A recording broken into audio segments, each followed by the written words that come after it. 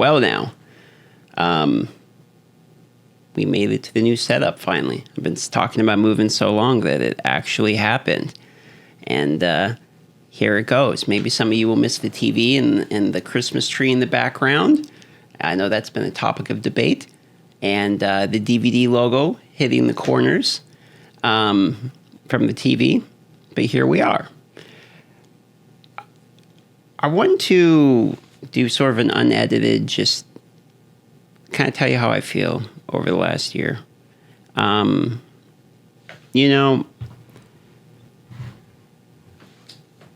lived in the cabin for a number of years. I don't know how many years. And before that, I lived in a really shithole apartment. I'm going to call it that because it was. And I've explained it before. But basically, you could hear the neighbors yelling at their kids, and the kids are crying, and there's garbage literally all over the front yard. The way my neighbors threw out their garbage was by taking their trash bag and throwing it out the window. But I think it was $900 a month or something like that, in the not great neighborhood. And that's what I needed. Then I got to the cabin because my mom had a heart condition and I was worried about her, so I wanted to live close. And the cabin was fairly close to my parents' house, enough I could walk there.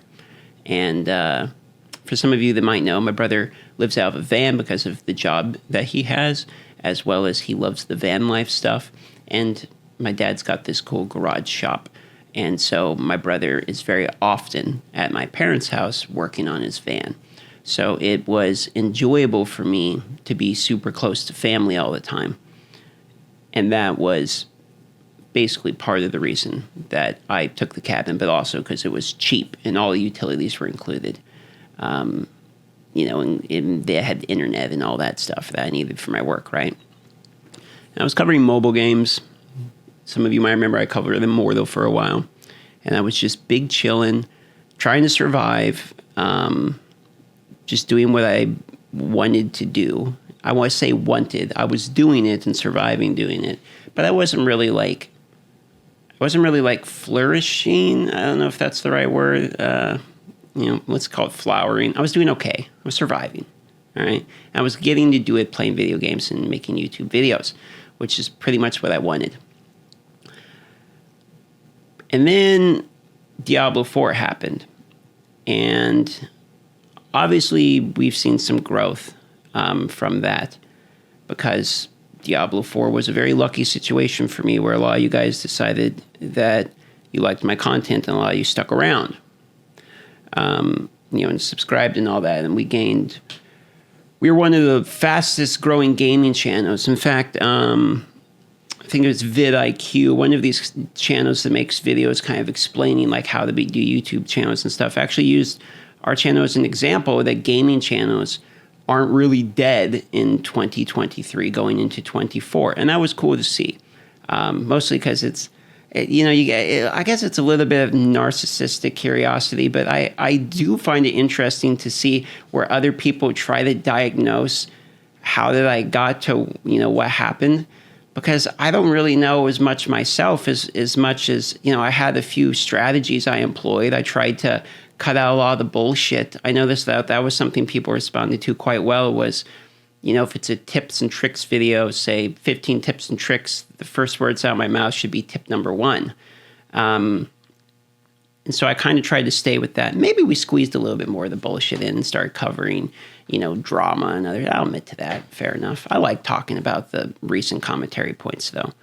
But the point being that Diablo 4 was not only great to me and my channel, but a lot of people, because Diablo 4 was one of the most marketed games of all time that I've seen, at least in my history around gaming. I'm 33 as of last month. I had a birthday here somewhere recently.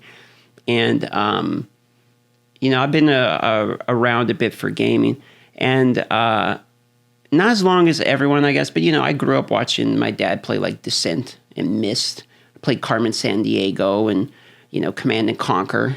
And, some of the OG games, maybe not. I wasn't playing Dune, okay, for the first RTS ever, but I was playing the second. Age of Empires, all these games. I could go down the gamer resume, but you get the point. I've been around for a moment, and somehow I got into doing mobile games, and now I'm back here into PC games.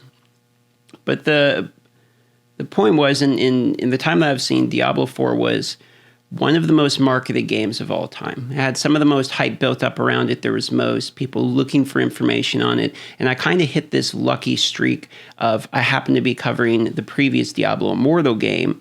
And then I obviously wanted to move to PC because in my mind, that was sort of the promised land, let's call it. I wanted to sit in front of the computer and play PC games. I didn't want to play phone games any longer. And when Diablo 4 happened, it was life-changing for me to the point of, like, I almost didn't know what the fuck was happening in my life. All I was doing was the same thing I'd already done, which is try to make videos that will garner some attention from being good at guides and tips and tricks and stuff. I knew I wasn't a good enough player to make great builds. I tried to make a druid one in the beginning. Werebear Pulverize, if we're being honest, it's one of the most obvious builds in the entire game, but it was what I came up with. And I picked druid on purpose because I didn't really see people liking druid. And I honestly thought that my best chance is I'm going to be one of the smallest people covering this game. So if I get a small niche of druid, people might not be playing druid that much, might not want to cover it. It might be like a dead category. And maybe some people will watch me who like druid. That was basically, I'll be honest, that was my thought process. Ended up being that, it went very well, and more people were playing druid than I thought, I guess. But I guess more people were playing Diablo 4 than I thought, to be quite honest with you.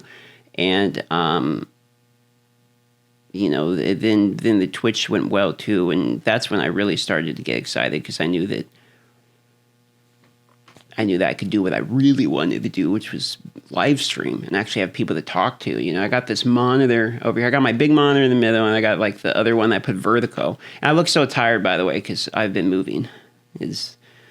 As of yesterday, I made a video with my entire setup, and that video was done in that same day at the house. And now today's video, if you can't tell, we moved into a house, and we're going to talk about that in just a moment here. And we did that all in just a day. But I have this other monitor here, which I put my chat on for the live streams. And when the chat is there, I used to get like one message every now and then, and I would respond. I'd read literally all of them. And it's gotten to a point where I can't read all of them. You know what I mean? But just being able to see the messages and know I'm not alone while live streaming was actually pretty awesome back in the day. And I didn't really ever think that was going to be a thing that I could do.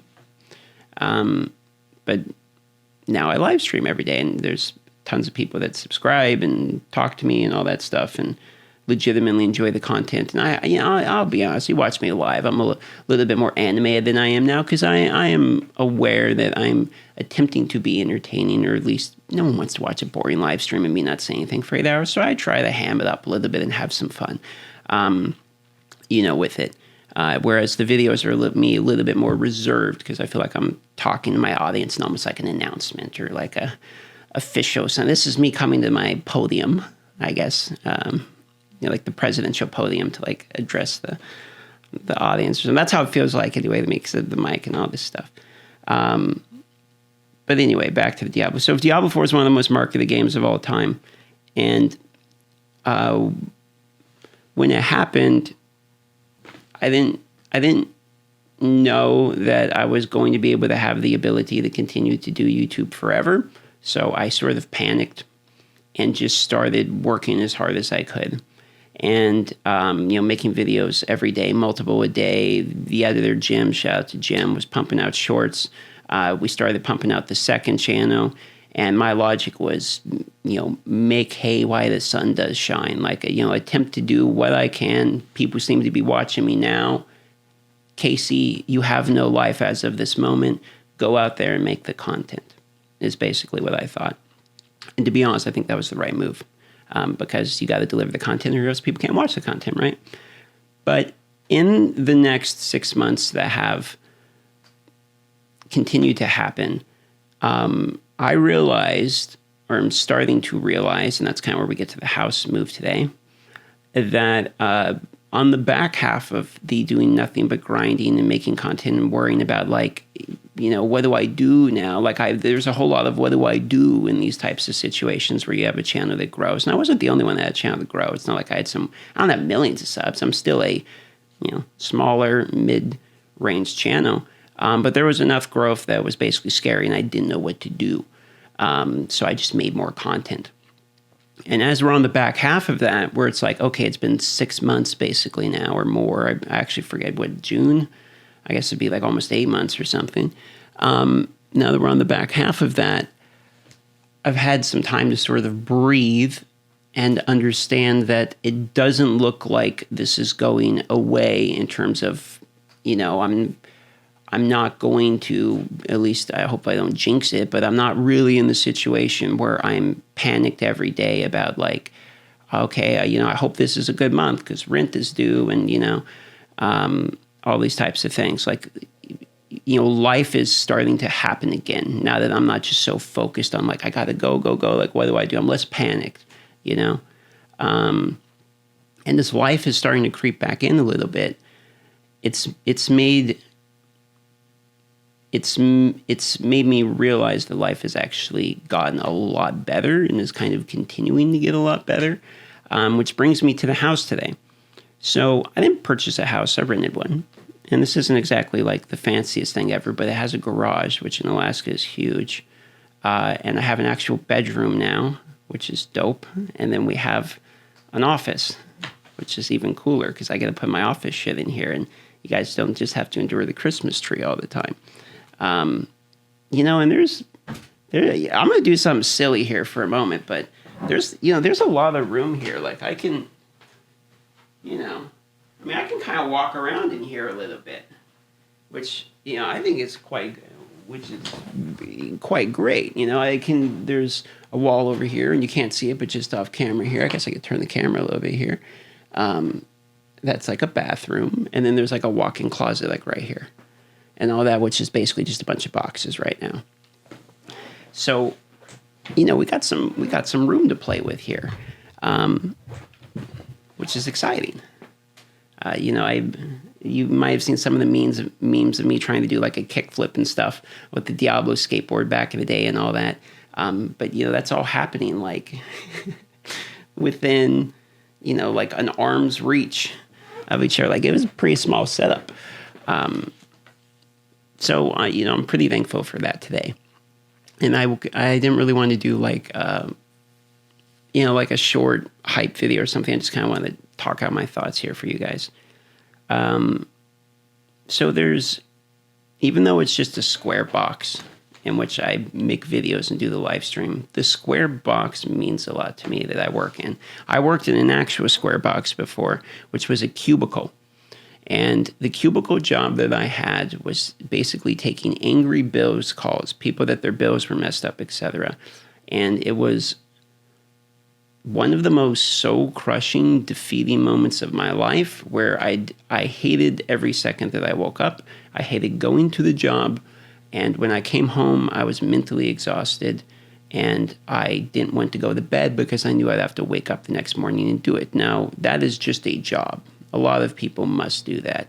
And I work a job, which this is, but now it is something that is actually enjoyable.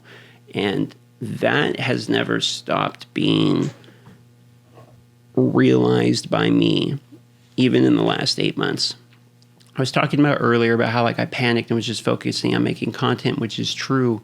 But during the entire time, I have continually been excited that this has even happened at all. And that's why I've made like probably 4 or 5 videos like this talking about it. Because I think back to those days of working in a fucking cubicle and going insane doing it. And then you have the guy next to me that's like taking the call and just like, I don't know how he could do it. But he'd be like, hey, how are you doing? Oh, you hate me? All right, I'll go fuck myself. Have a great day. It's like, I don't know how he managed to get through his day every day doing that. But I know for a fact if YouTube had not been my way out of that, I wouldn't. I don't even know if I'd be around, boys. I'll keep it a buck. Like that was absolutely mind-numbingly brutal for me. And so I'm just really, really thankful for the last 8 months, and I'm thankful to the sponsors that like G Fuel, Starforge, people that have gone out of their way to, support me. And I'm extremely thankful for the viewers. I've said this more times than I can count, for you guys watching. And I'm sitting here looking, I have a live counter that shows the subs. I mean, literally I'm gaining subs while I'm making this video. Like it moving into the house was encouraging because I'm 33, which I know is still young, but when I was 32 just last year, before Diablo and before the channel and before all the support, I didn't have a lot of money. I had debt. I didn't have a lot of good prospects. I don't have a college degree. I wouldn't know what to do, to be quite honest with you, outside of what I do here. And I'm sure that, I could call up a talent agency or, something and get a job as, in marketing or something like that nowadays. But like, I didn't have prospects. And so,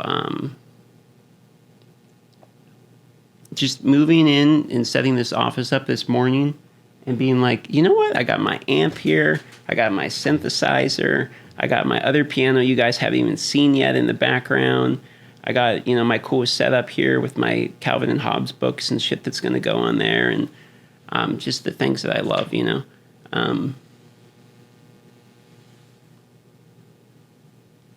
pretty cool. It's pretty cool.